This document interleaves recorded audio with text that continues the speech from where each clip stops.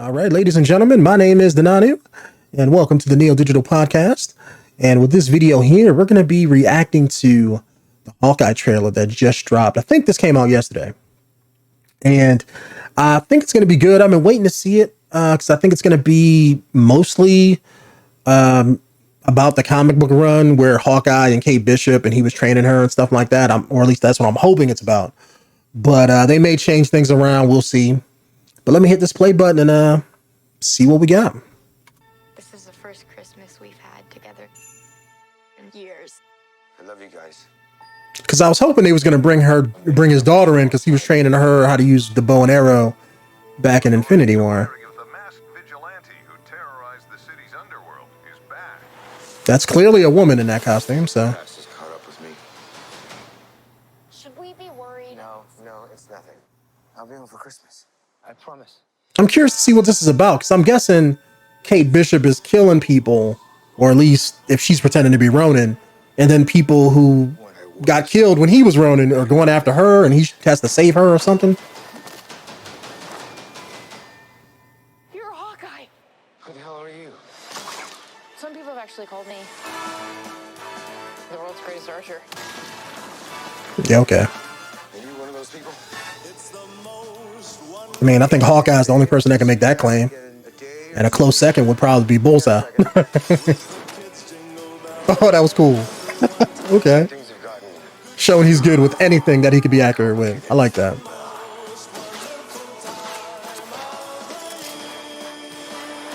So is this technically a Christmas movie?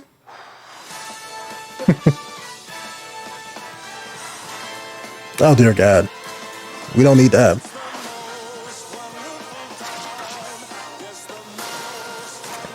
This is too dangerous. Definitely not this one. You don't have to say definitely like that. I mean, that could be the one that fires the nuke.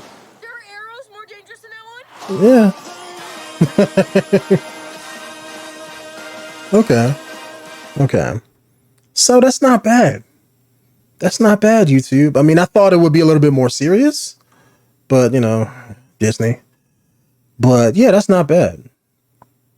If it has a feel good type of thing and they can balance, I mean, I don't hope it's not too corny with the jokes. I know Disney stuff. I wish they would do serious stuff seriously, like they did with Winter Soldier and stuff. But it just seems like Disney has this mandate to where they can't do anything that's super serious like that. That I don't like, but I mean, a joke here and there, I mean, it can't hurt.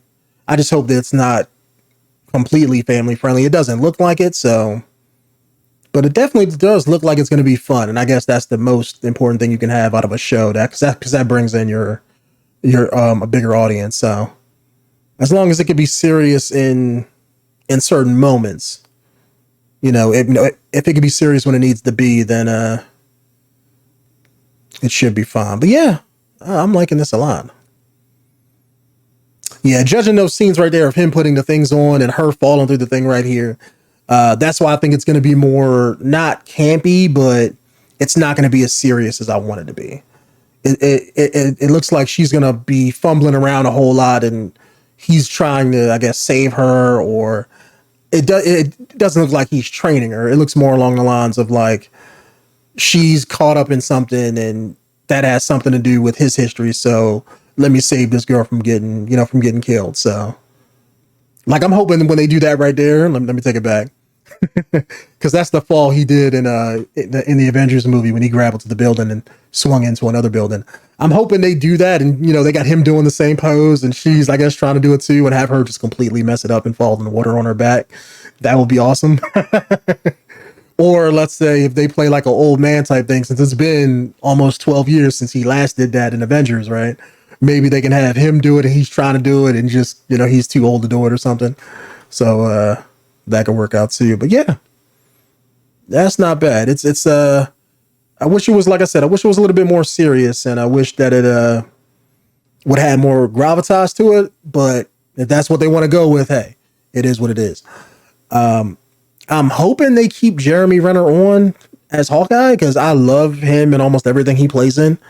But I think, I don't want anybody to quote me, but this is just my comic book side talking. And and my experience talking, but I think they're going to let all of the regular movie actors go. Now that Robert Downey Jr. is out, we got Steve Rogers is technically still in the universe, but probably not coming back. Wanda's doing her own thing. We'll see what Ant-Man gets up to when he fights Kang in his next movie.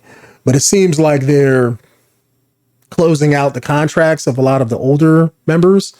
I wish that wasn't the case, because even if, let's say, Robert Downey Jr. and Steve Rogers was, or Chris Evans was gone, I'd still want the other characters to be there if they wanted to be there.